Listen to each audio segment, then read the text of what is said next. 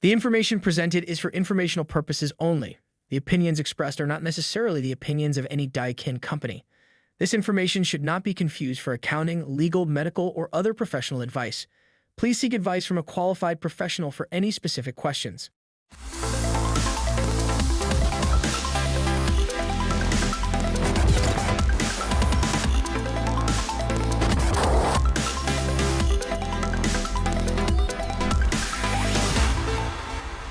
Welcome to the Accelerated HVAC Success program. My name is Ben Middleton. I'm the National Sales Training Manager for the Goodman, Amana, and Daikin brands. Today we're joined with Adam Steiber. He is the Customer Success Manager over at CI Web Group. Adam, thank you so much for joining us. Thanks, Ben. So today we're going to talk about SEO. What in the world is SEO?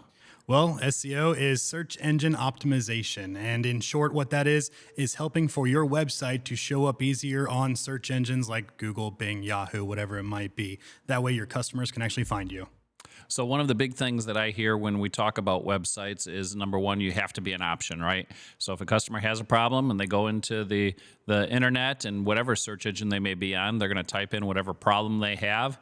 And if you show up, then your chances of being called are a lot higher than if you don't show up, right? That's exactly right. Yes. You want to make sure that you're trying to show up on the first page of search engines because not a lot of people go to the second page. They actually have a famous saying that's you can hide a dead body on the second page of Google because no one ever goes there. Sure. That makes a lot of sense. So what are some of the things that contractors need to consider when they start to think about SEO? Well, with starting SEO, especially if it's your first time ever doing it, you want to make sure that you're focusing on the correct keywords and actual proper optimization, because there is improper optimization you can do that could hurt your website even more and push you further down or even off the index of search engines completely. So when it comes to your keywords, you want to try to make sure that you're focusing on a variety of different services and products you offer. You want to have keywords that are more generic, where it's just HVAC services, or it's heating and cooling, something along those lines. That's a more general approach to your keyword efforts. With that, after you focus on those general terms, you want to try to focus on specific key terms. So when you're looking at furnace maintenance, furnace repair, AC repair, AC installation, you want to get into your actual specifics of those that you offer and focus on that as well. And one big part of adding to both of those is location. So right now we're in Houston, which is a fabulous city, by the way. Thanks for having me here. I really appreciate it. But with Houston, you also have surrounding suburbs around it. So you want to make sure that if you service each of the surrounding suburbs, your keywords target those specific areas too, not just Houston, but you want to focus on branches outward wherever your technicians are willing to go.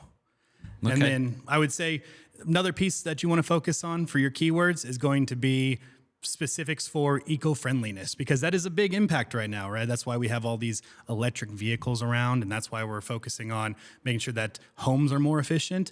Part of that is for your HVAC systems. So whatever you have that's eco-friendly, if you're offering that type of service or product, you're putting that into your keywords too. So one thing that I think a lot of contractors do when it comes to search engine optimization is they try to think of, what would I do? How can this be dangerous to somebody when they're thinking of search engine optimization, when they're just thinking of themselves versus maybe who their ideal customer is? That's a fantastic question.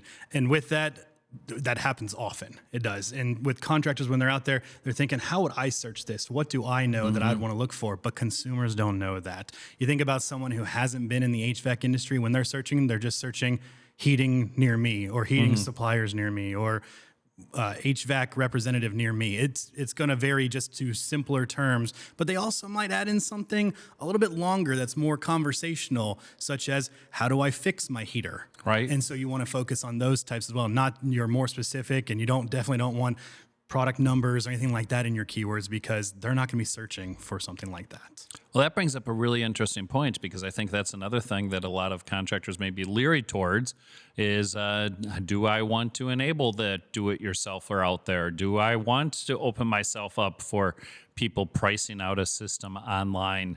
Do you have any thoughts or words of wisdom when it comes to that strategy? Absolutely. I think it's great to provide that type of information because you want to try to educate your customers.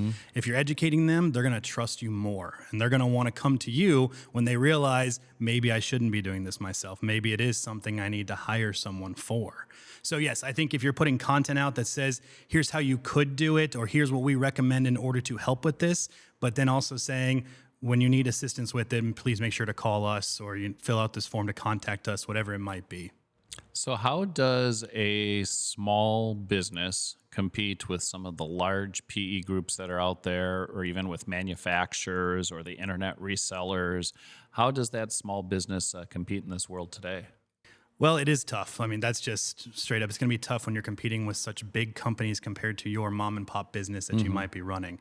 And with that, the biggest thing you can do is focus on your local area first. So don't focus on the big picture just yet. You'll get to that. If you're just starting off as a small business, you want to focus on all around you right now. So I live in Dayton, Ohio, and around us we have suburbs like Kettering, Beaver Creek, Centerville. Those are all areas. In that, if I'm located in Kettering, I'm going to make sure I'm focusing on Kettering at first. I'll get to Dayton later once I build my customer base in Kettering, and then I'll tackle the big Dayton keywords, or I'll go from Kettering to Beaver Creek, and then I'll go to Centerville, and then I'll try to tackle Dayton to compete with those bigger companies who already have a share of the market there. Okay. And so if I'm focusing on my area and I'm trying to build that up and put it together, what are some of the things that I need to focus on? There's confusing things, right? And how much content do I have? Is it the keywords that I need to focus on in that description? Is it is it the top of the line in the different services that I offer? What are the important things when it comes to SEO? And is there something I can do that for the budget-minded contractor that maybe doesn't have a lot to spend? Sure thing, yes. When it comes to what you need to be focusing on right away is first pick out those keywords as we talked about, the different types you want, and focus on the services and products that are actually going to benefit you. Well, the last thing you want is to get a call for something that's not going to bring back the kind of ROI you're looking for. So you want to make sure you're focusing on the right types of services and products you offer. Once you do that, it's about implementing it into your website. So we're going to start with things like a title tag, which for those who aren't sure what a title tag is, if you do a search on Google and you see the link that pops up that says you should be clicking here, it has a title to it. Yep. And it says something along the lines of best HVAC service in this area, or furnace maintenance that's quick and cheap, whatever it might be that they're trying to promote in that. That's your title tag. So you want to put your keywords in there, letting search engines know you should be showing up in that search. Then as you focus more on some other on-site content features like header tags, which is essentially at the top of the page, you want everyone to know, yes, you came to the right page because this keyword matches what you put in your title tag. You also want to make sure that your images have tags to them. So that's to say, if you have a picture of an air conditioning unit, you want it to be air conditioning unit in whatever city you are as its image alt tag.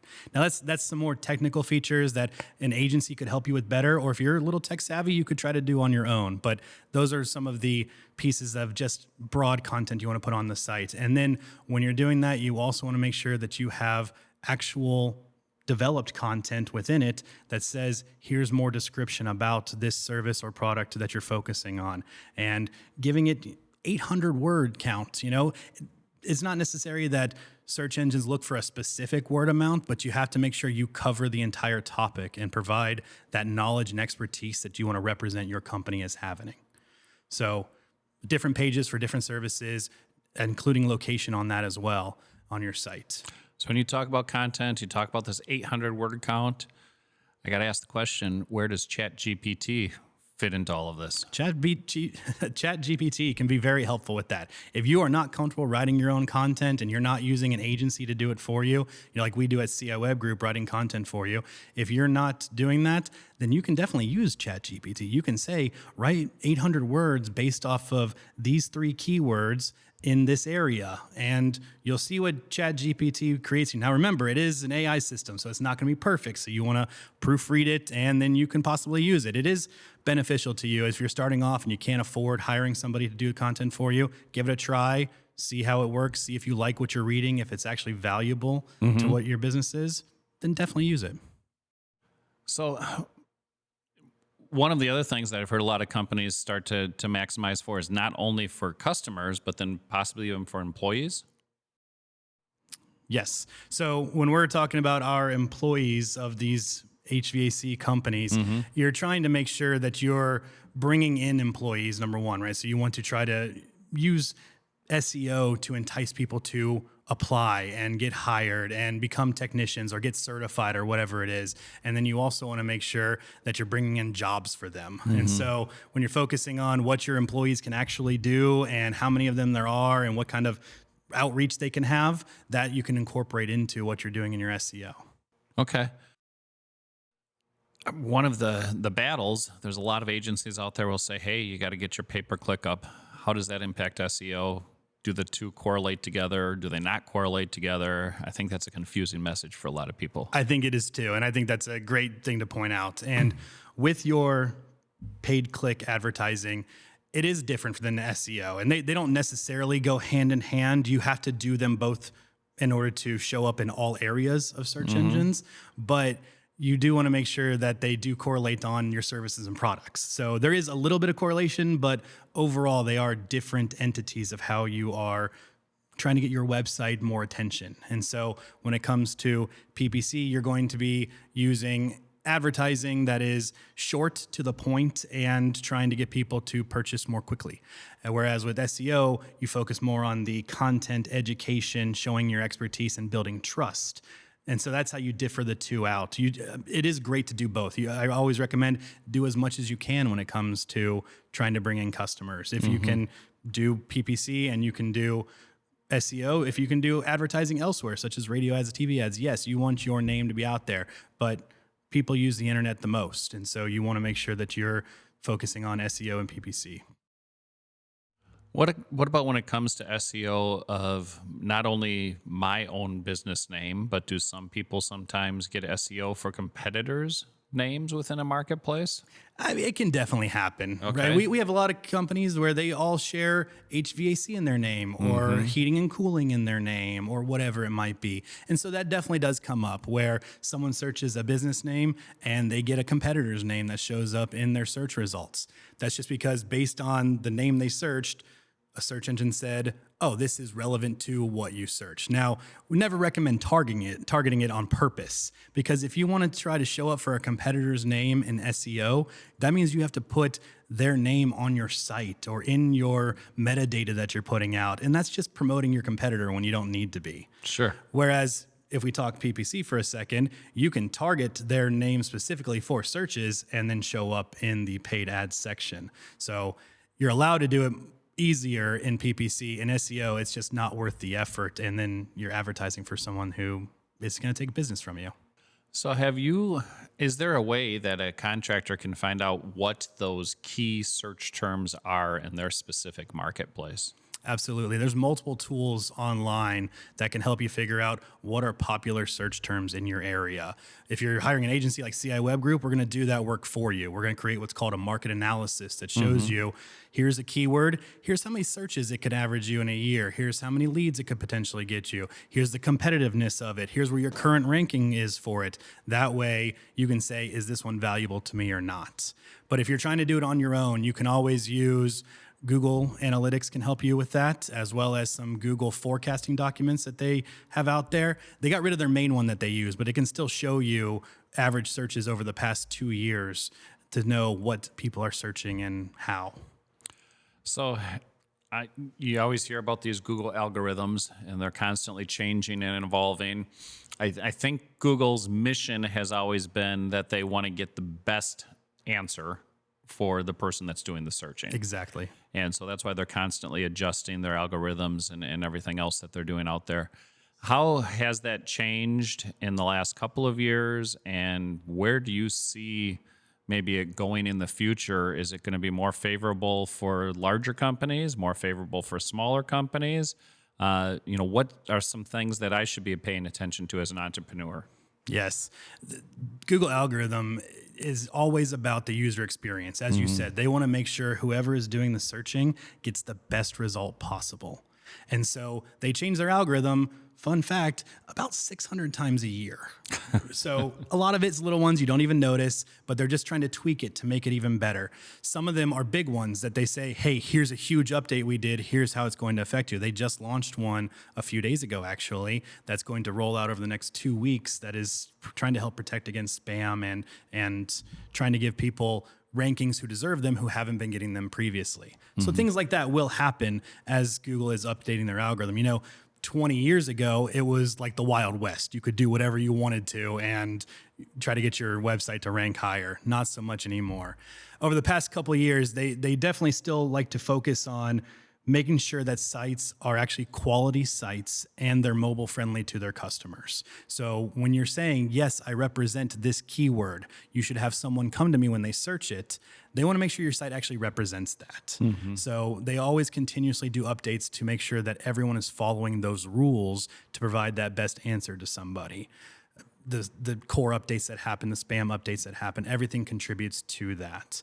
And if we're looking for the future of the algorithm, it's always going to be towards that user experience. And it's going to be towards, yes, it may be that big company can offer it, but little company has shown trust and authority in Google. That'll never change. And so you have to make sure that you're still providing that necessary information and knowledge to their customers in order to rank higher and show up above each other when you're competing like that. So if you had to kind of wrap it up all or summarize, everything we've talked about when it comes to SEO, what would be a couple of things that you really think our audience should listen to when it comes to trying to make sure they get the most out of their SEO for their company? I think number one for SEO for your company is start immediately. That is the big thing. If you're trying to wait until you have more time or you have a bigger budget, don't. Get started now because you don't want to get further and further behind than you already are. So focus on that now. Number two, you want to make sure you're focusing on those on-site features to help bring in content and tags and links that go to other pages on your site. That way people can have easier navigation. That way they can feel like they're actually able to use the layout of your site better. Those are big pieces to start right away on your actual website. Get that going right now too. And then off your site, you should be trying to do backlinking, which we haven't talked about yet, but backlinking is very important coming from other areas of the internet to your site. So you're out there and you're trying to get some guest spot on a blog to put content that you wrote out there and then it links back to your site. You're trying to get a local newspaper to do an article about you and then have a link back to your site on their website. You're trying to get authoritative places to say, yes, while I'm writing about HVAC, this company knows what they're doing and they're an expert, so I'm going to link to them. So those pieces right away are very important to start your SEO. Building content, building those proper tags, getting backlinking going, all big focuses right in the beginning. Well, that's awesome. Thank you so much for being here. For everybody that's watching this, I would encourage you to please like this if you like this content so we can bring more of it to you. Also, please follow us so you can see all of the upcoming episodes that we have. I want to thank you so much for coming out here and joining us. Thanks, Ben. And we hope to Appreciate it. see you again in the future. Absolutely. I'd love to come back. All right. Thank you.